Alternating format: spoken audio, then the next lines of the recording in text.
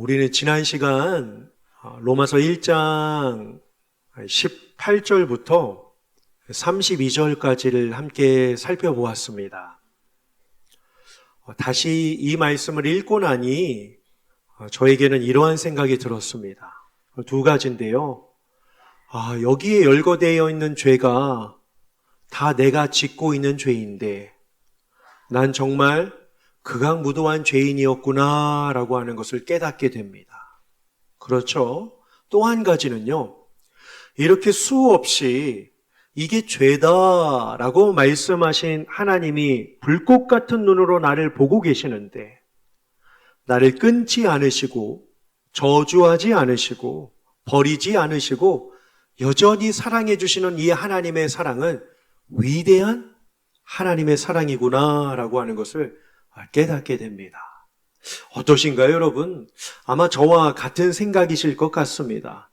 목회를 하며 신앙생활을 하면서 내가 과연 하나님 앞에 할 수 있는 것이 무엇일까 생각을 해보면 저는 한 가지밖에 생각이 나질 않았습니다. 뭘까요? 하나님께 감사할 것밖에 없다라고 하는 것입니다. 살아있는 것에 감사, 구원해 주신 것에 감사, 예배할 수 있는 것에 감사. 우리 엘리야 찬양대의 고백처럼요. 고난을 축복으로 만들어 주시는 하나님이 계심에 감사할 수 있습니다. 동의하십니까? 이 기독교는요. 물론 예수님을 믿으면 잘 살고 편안하고 잘 되는 그러한 유익이 있지만 그게 사실 다는 아닙니다. 복음은 우리가 깊이 경험하면 경험할수록 내가 얼마나 큰 죄인인가를 깨닫게 합니다. 그리고 이에 반하여 나 같은 죄인을 살리시고 나를 대신하여 죽으신 그 예수님의 사랑은 정말 찬송가의 고백처럼요. 하늘을 두루마리 삼고 바다를 먹물 삼아도 갚을 수 없는 사랑이구나라고 하는 것을 깨닫게 됩니다. 사실 로마서 1장 18절부터 32절까지는 죄가 기록되어 있지만 사실 이게 다가 아닙니다. 무슨 뜻이냐면요. 3장 18절까지 죄가 계속해서 열거되고 있습니다. 그런데 참 감사한 것은 1장 18절부터 3장 18절까지 보시면 내가 보여요. 그렇죠? 이게 내 죄인데. 그러면서 이렇게 극악무도한 나 같은 죄인을 하나님이 어떻게 살리셨지라고 하면서 또다시 드는 생각이 무엇이냐면 이게 내 모습인데 그럼에도 불구하고 나를 사랑해 주시네라고 하는 그 사실을 어떻게 깨닫냐면요. 3장 19절부터 로마서 끝까지요. 한 5배가 되는 그 양 분량을요. 은혜를, 사랑을, 택해 주신 그 축복을, 지켜주시는 그 능력을, 동행해 주시는 선하심을, 지켜주시는 이 안위하심의 그 이야기, 복음적인 이야기가요. 로마서 끝까지 흘러가고 있는 것을 보게 됩니다. 즉 로마서를 통하여서나 신앙생활을 통하여서나 성경 66권을 통하여서 우리가 깨달을 수 있는 것은요. 두 가지예요. 두 가지입니다. 구원은 복된 은혜구나. 죄사함은 놀라운 은혜구나라고 하는 것을 우리는 알게 됩니다. 이에 이 3장 18절까지 우리가 이제 앞으로 이 성경이 열거한 그 죄의 모습들, 또 공동체를 깨트리는 이 연약한 모습들, 또 하나님이 원하지 않는 그러한 모습들을 우리가 하나하나 살펴볼 텐데요. 사실 로마서를 읽다가 이러한 생각을 아마 하셨으리라 생각이 됩니다. 1장 18절부터 32절까지는 믿지 않는 자들, 왜요? 얼마나 흉악한 죄가 열거되고 있는지 모릅니다. 동성애부터 시작하여서 살인하고 간음하고 수근수근거리고 험담하고 정죄하고 미워하고 편을 가르고 이런 악한 행실을 하면서도 하고 있으면서도 자신이 죄인 것을 알지 못하고 심판이 있다라고 하면서도 깨닫지 못하고 하고 있는 자를 옳다 여기느니라 라고 하는 것은 하나님 없이 살아가는 자의 모습인 것 같아 보입니다. 그래서 1장 18절부터 32절까지는 이방인들이 이렇게 죄를 짓는구나 라고 하면서 그냥 도외시시킬 수가 있습니다. 하지만 2장 1절을 보시면 이것도 죄인가 라고 할 만큼 고개가 갸우뚱거려지게 하는 그러한 단어가 있기 때문에 좀 고민이 필요해요. 물론 제 말씀은요, 여러분 이걸 죄라고 여기긴 좀 어렵습니다 라고 하는 그러한 부정은 아닙니다. 왜요? 3장 18절까지 보시면 진짜 죄가 계속해서 열거되고 있는 것을 부정할 수 없기 때문입니다. 그런데 그러면 왜 2장 1절을 죄로 여겨야 하는가라고 우리는 다시 한번 고민해 볼 필요가 있겠죠. 사실 반대로 생각해 보시면요, 2장 1절을 다루고 있다라고 하는 것은 우리는 행복해 할 수 있습니다. 왜 그럴까요? 기독교가 아니면 이 문제를 심각하게 다루지 않는 시대가 되어버렸기 때문입니다. 로마 시대도 그렇고 바울 시대도 그렇고 예수님 당시도 그렇고 지금 이 시대도 마찬가지이기 때문입니다. 뭐죠? 2장 1절에서 반복되고 있는 단어가 무엇입니까, 여러분? 판단이에요. 남을 판단하는 사람아, 남을 판단하는 것, 판단하는 내가 판단하면서도 너가 그 일을 하고 있니? 하나님이 지금 말씀해주고 계시는 것을 볼 수 있습니다. 우리가 죄를 생각할 때요, 막 파렴치한 것, 막 눈에 도드라게 보여지는 것, 막 감옥에 갈 만한 것, 그런 행위들로 생각할 수 있지만 또 하나의 이야기를 오늘 사도 바울이 우리에게 던져주고 있습니다. 이 시대의 모습이죠. 어쩌면 이 시대의 모습을 꼭 잘 대변해주는 이 단어가 바로 이 단어 아니겠습니까, 여러분? 은혜를 경험한 사람이 믿음으로 행하는 행동, 오늘 이 설교 제목과는 조금 반대로요. 설교 제목을 보시면 되게 긍정적입니다. 믿음의 수준을 가진 그 사람의 나타나는 행동 양식은 봉사, 헌신, 수고, 사랑, 희생, 용서, 양보, 이해, 이러한 긍정적인 단어를 생각해 볼 수 있는데 사실 2장 1절부터 사실 턱 숨이 막힙니다. 왜요? 판단을 하지 말라라고 이야기를 하고 있기 때문입니다. 오늘 이 시대를 보십시오. 정말 초두에 말씀드린 것처럼 복음을 알면 알수록 자신이 얼마나 죄인인 것과 하나님이 얼마나 큰 사랑을 주시는지 하나님 대상이 정해져 있습니다. 대상이 더 선명해져요. 나를 보게 되고 하나님을 보게 된다는 거죠. 그런데 이 세상을 보십시오. 정말 자기를 보는 것이 아니라 하나님을 보는 것이 아니라 찬양대의 고백처럼 이 고난이지만 고난을 축복으로 변하게 하시는 하나님의 능력을 보는 것이 아니라 끝없이 남을 판단하고 비난하고 정죄하는 것이 특징인 시대가 되고 말았다라고 하는 사실입니다. 그러다 보니 사람들은 남의 나쁜 점에 대하여 이야기하는 것이 당연하고 비난하고 정죄하고 판단하는 것이 당연한 것으로 여기는 시대가 되었습니다. 신앙은 뭘까요? 반복해서요. 신앙은 눈을 열어 자신을 보는 것입니다. 눈을 들어 하나님을 보는 것입니다. 이 은혜에 행하는 믿음이란 것이요, 추악한 죄를 짓지 않고 도덕적으로 타락하지 않고 윤리적으로 부패하지 않고 드러나는 죄를 짓지 않는 것일 수도 있겠지만 솔직하게요, 모든 신자 안에 보편적인 특징 중에 하나인 판단. 이 판단이 너무나도 우리를 하나님으로부터 멀리한다라고 하는 것입니다. 이 판단이 공동체와 사회와 가정과 친구와 함께하고 있는 형제 자매들과의 관계를요, 너무 깨트리기가 쉽기 때문에 바울이 이 주제를 다루고 있는 거예요. 판단이 얼마나 하나님이 미워하시는 행동인지, 비난과 조롱이 얼마나 죄악인지 성경은 이렇게 말씀하고 있습니다. 야고보서, 우리 방송실 한번 준비해 주세요. 야고보서 2장 1절부터 5절까지 우리 같이 하나님의 말씀을 같이 한번 읽어보실까요? 시작. 내 형제들아, 영광의 주 곧 우리 주 예수 그리스도에 대한 믿음을 너희가 가졌으니 사람을 차별하여 대하지 말라.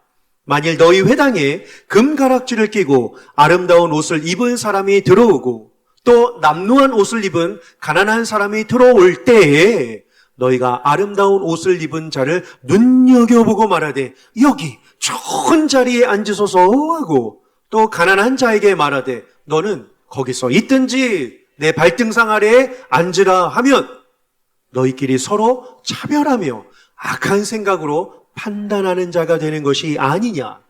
네, 사랑하는 형제들아 들을지어다. 하나님이 세상에서 가난한 자를 택하사 믿음에 부요하게 하시고 또 자기를 사랑하는 자들에게 약속하신 나라를 상속으로 받게 하지 아니하셨느냐. 아멘. 우리가 죄는 난폭하고 괴팍스러운 요소로 구성되어 있다라고 생각을 합니다. 그런데 죄가 그렇지만은 않습니다. 죄는 교활합니다. 교활하다고요. 사람의 눈을 놀랍게도 가릴 수 있는 힘을 가지고 있습니다. 우리는요, 종종 어떤 남에게 있어서 어떤 두드러지는 죄악된 행실들을 보면서 저건 악한 것이야. 저런 일들은 사회를 깨트리는 행동이지. 저건 공동체를 무너뜨리는 모습이야. 저 사람 왜 저래? 저 사람 왜 그렇게 행동을 해? 라고 하지만 참으로 어리석게도 똑같은 그 죄된 성향이 여러분 안에 그대로 가지고 있다는 사실을 전혀 모르고 있다는 것입니다. 내가 저 사람과 방불할 틀린 바 없는 죄인이구나 라고 하는 것들이 눈에 들어오지 않는다는 것이죠. 내 안의 죄를 인정하고 자신의 무가치함이 보여야 주님이 베풀어 주신 구원이 얼마나 복된 것인지를 우리는 알 수 있습니다. 나를 봐야 하나님이 보인다고요.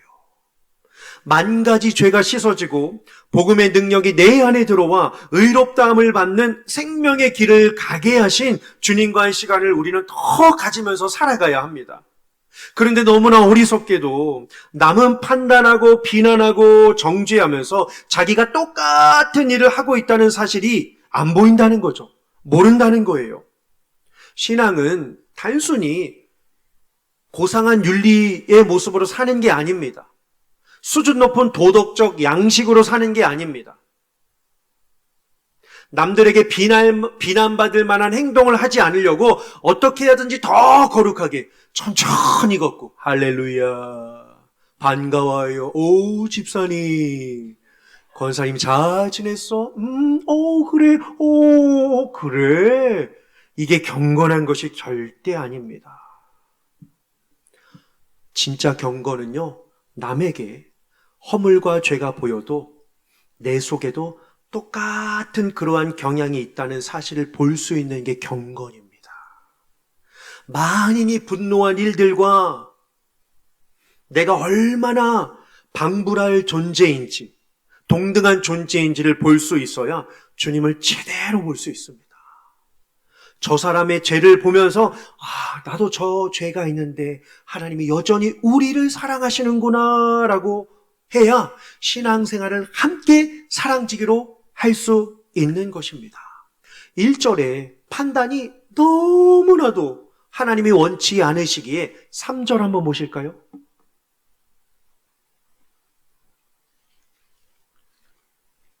(2장 3절) 같이 한번 읽어보실까요? 시작. 이런 일을 행하는 자를 판단하고도 같은 일을 행하는 사람아 내가 하나님의 심판을 피할 줄로 생각하느냐. 아멘. 저렇게 나쁜 일을 해서는 안 되지 말하지만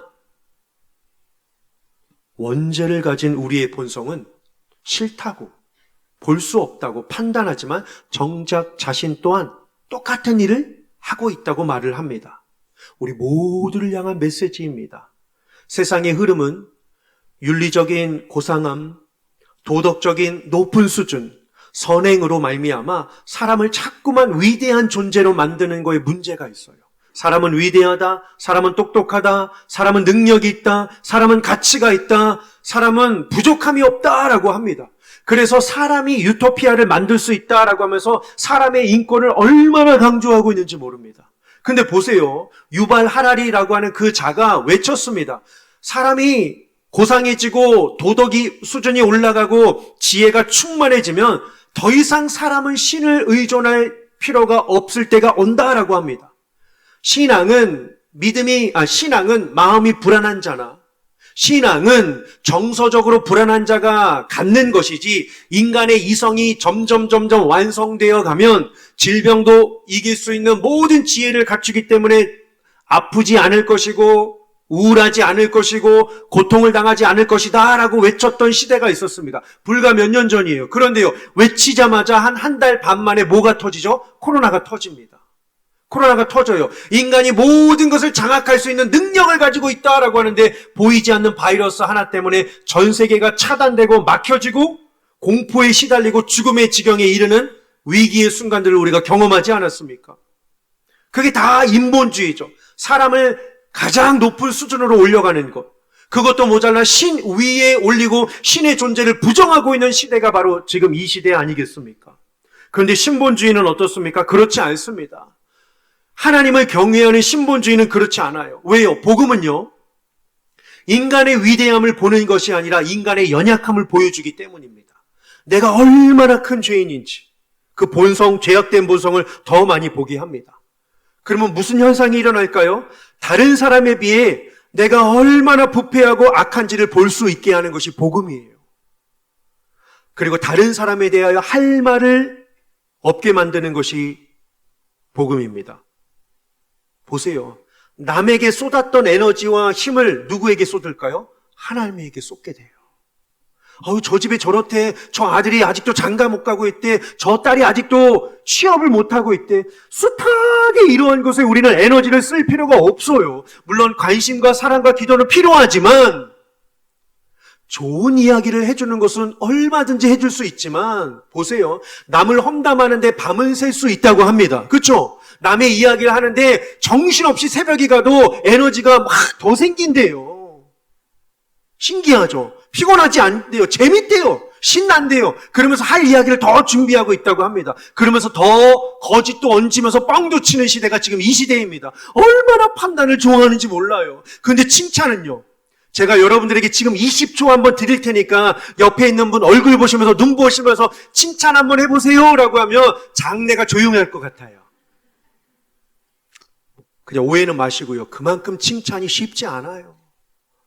제가 예전에 오후 예배 때 한번 여러분 10초 드릴 테니까 한번 칭찬해 보세요 라고 하는데 막 웅성웅성 거리다가 몇 초 지나니까 조용해졌어요. 그러다 한 분이 그러시더라고요. 당신의 오른쪽 새끼발가락이 아름답네요. 오죽 할 말이 없었으면 그렇게 했어요. 보여요, 그게? 새끼발가락이 보이냐고요.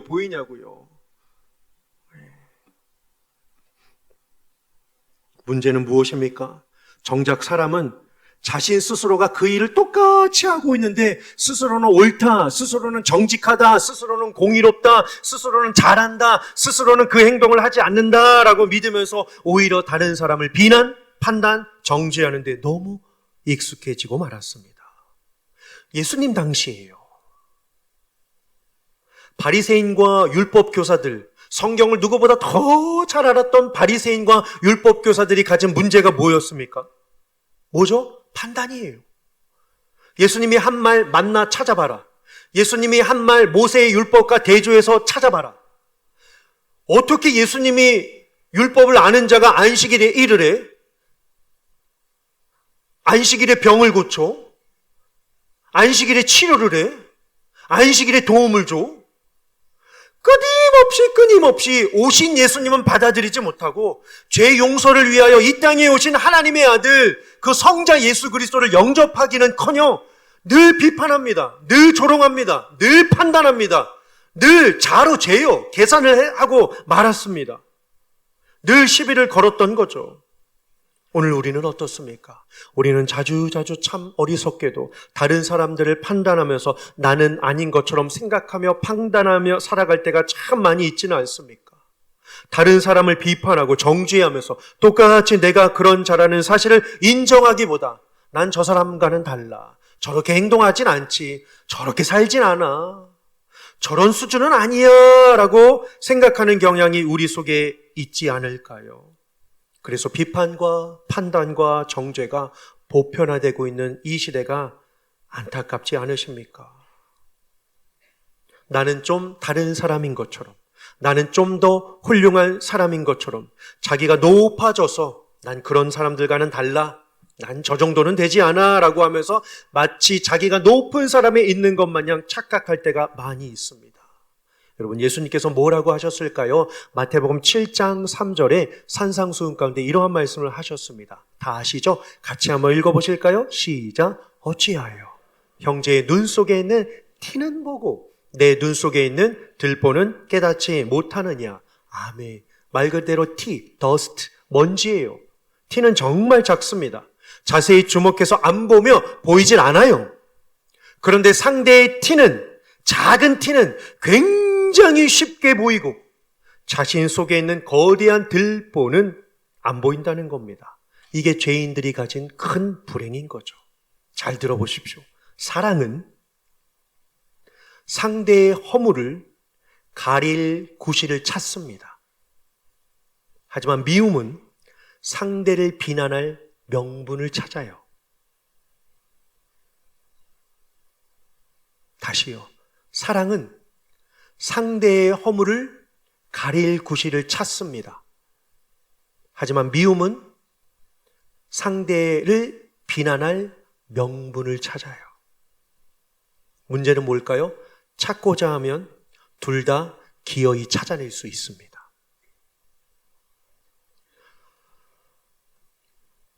이쯤 되면 난 동의할 수 없어 라고 하는 분들이 계실 수 있을 것 같아요. 물론 성경은 다른 사람들의 죄와 허물에 대하여 아무 말도 하지 말라는 것이 절대 아닙니다. 부패함과 타락함은 공동체를 무너뜨리기 때문에 해야 할 말이 있을 때는 분명히 해야 하죠. 나도 들보가 있는데 남의 티를 어떻게 뺄 수가 있어 하고 모든 일을 지나가십시오 하질 않아요. 왜요? 갈라디아서 6장 1절과 2절입니다.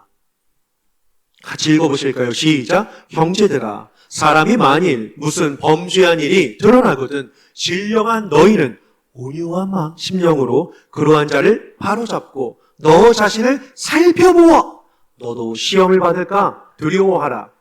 너희가 짐을 서로 지라. 그리하여 그리스도의 법을 성취하라. 아멘. 말을 해야 하는 순간이 틀림없이 있습니다. 명확하게 죄를 지었을 때 어떠한 심령으로요?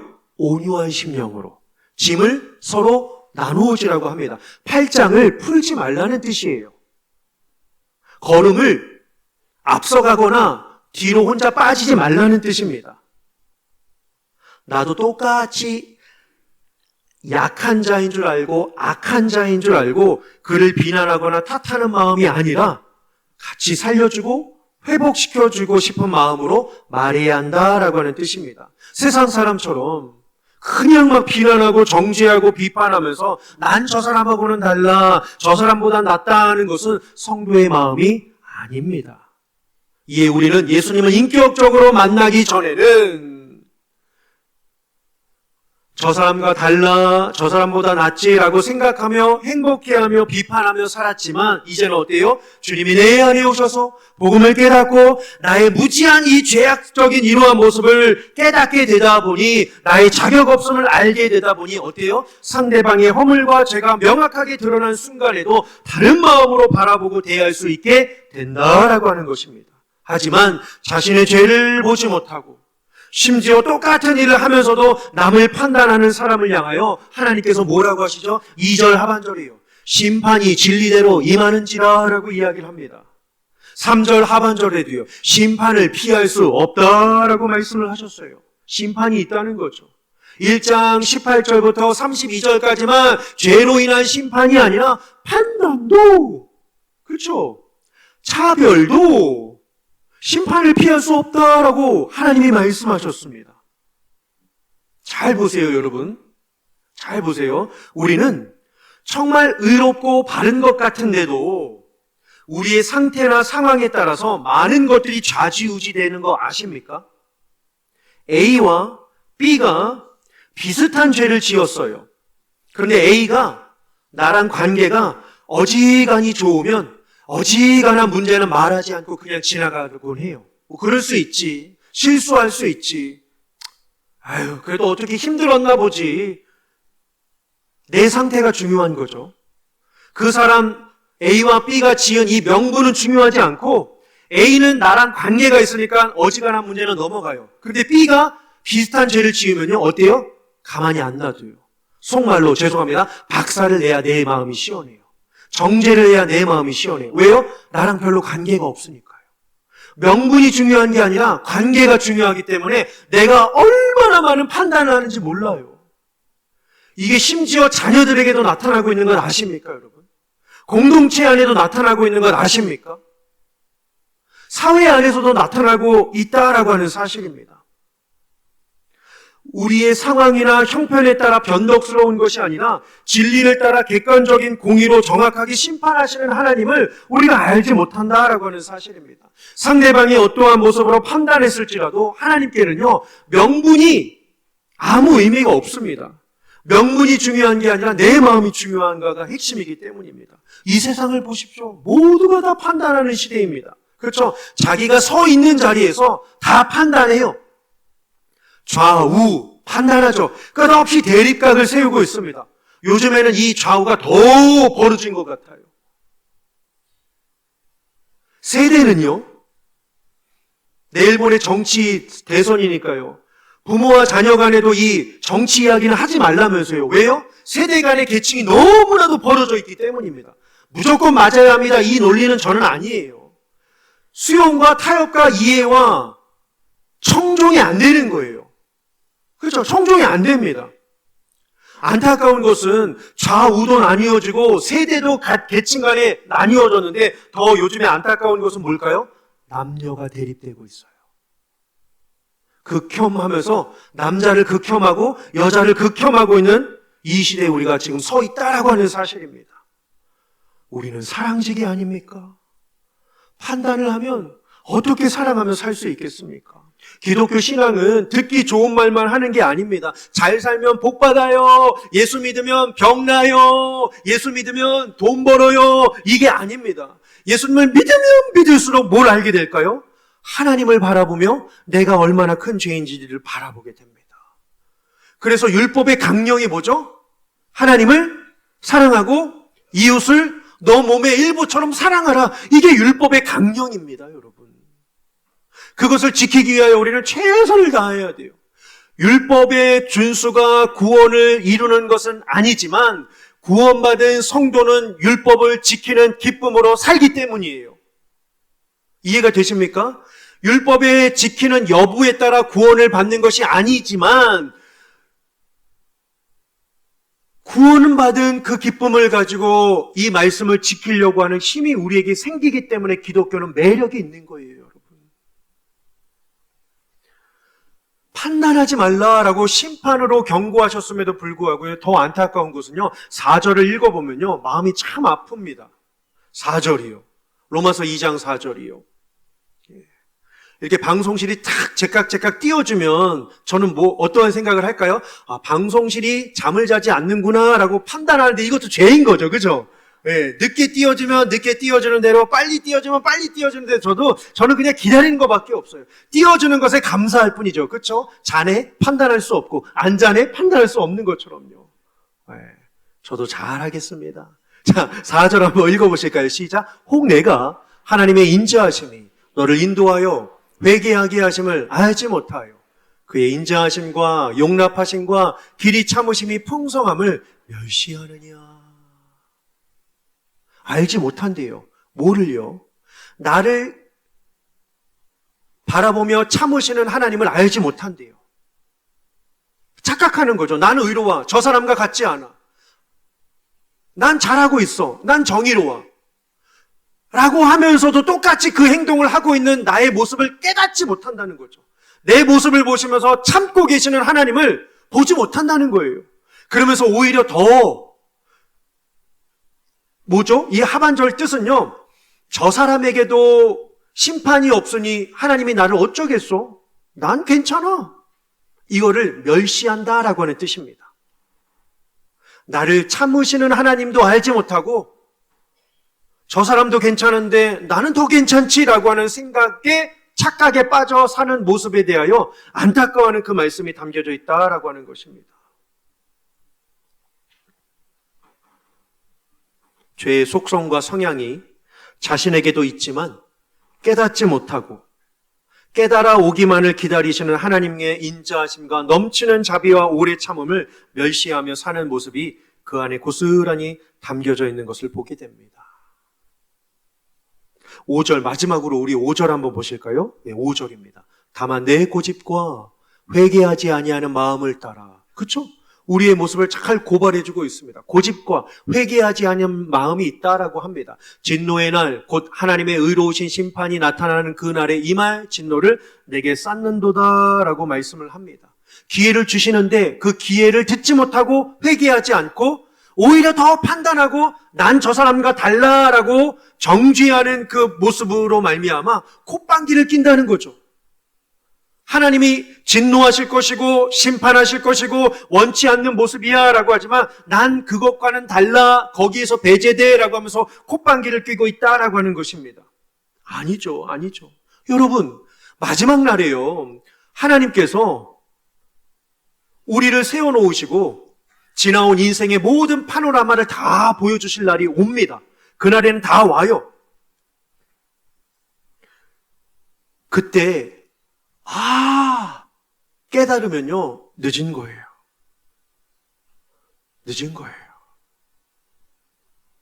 여전히 세상에 많은 사람들이 안타깝게도 하나님 앞에서 자신이 할 말이 있다라고 생각합니다.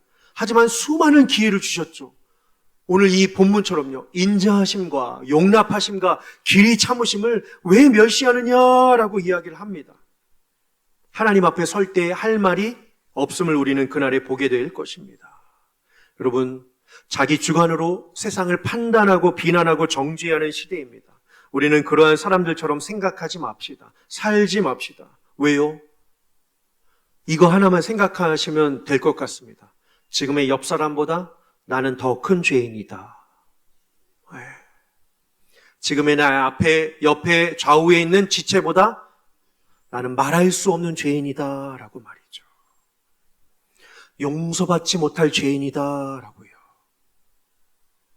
그런데 하나님의 오래 참으심과 용납하심과 인자하심과 길이 품어주심 때문에 죄와 허물이 용서받고 은혜 안에 들어가게 됐고 기적적인 택함을 받은 나는 하나님의 축복을 받은 사랑받는 자녀다라고 하는 마음을 갖고 우리 함께 힘을 내어 살아가시기를 원합니다. 주께서 사랑하시는 성도 여러분, 우리는 판단에 익숙하지만 하나님은 지금도 한 사람이라도 더 하나님께로 돌아오기를 바라는 마음으로 기다리고 계십니다. 은혜 안으로 돌아오기를 원하고 계십니다.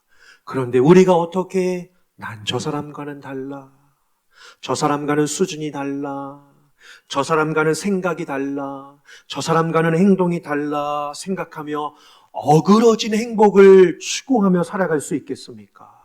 오히려 죄인된 나를 바라보며 죄를 용서해 주신 하나님을 바라보며 끝까지 사랑지기로 승리하시기를 주님의 이름으로 축원합니다. 기도하시겠습니다.